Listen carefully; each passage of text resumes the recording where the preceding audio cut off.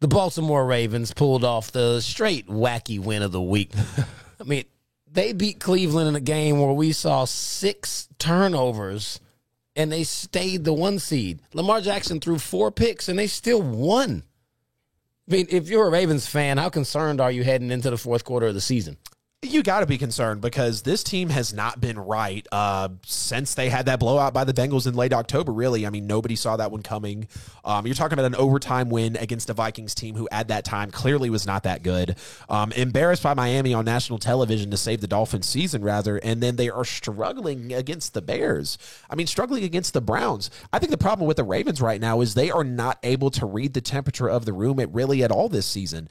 They're struggling with easy games, and I don't think they have that ability, which they have in the last few years, to truly step on your throat and put you in that position to where you're on the ropes. All right, here comes the knockout punch. Here's where we go up, 35-7. It always feels like a kind of 28-14, or we're down by 20, got to reel back. Like that has been the kind of waxing and waning mood, I guess, for the Baltimore Ravens this year. But the fact that this is their 3rd straight game with 1 offensive touchdown. When would you ever think a Lamar Jackson, John Harbaugh, offensively loaded team like that is going to struggle on the offensive side of the football? Now, I got to give the credit, of course, the defensive line play has been immaculate really so far this year, but they're still dead last in the NFL in pass yards per game. You can actually absolutely bomb it through the air on them.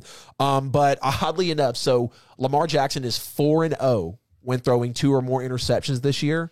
The rest of the NFL is 9-59. So whatever you want to take from that, Lamar Jackson and the Ravens are clearly finding a way to win the football game when they turn the ball over. I think they're just mentally prepared. Like, okay, if we have this turnover, we can remove ourselves, go to the next drive, and engineer a 15, play 90-yard drive if we have to. It's just like what I illustrated last week. They suck in the first half. Yeah. 6 points again. Yep.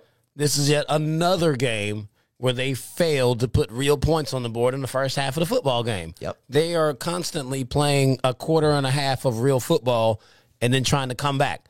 I mean, luckily Cleveland played just as bad, so I mean they were able to do it. But you're not doing that against any of the better teams in the league.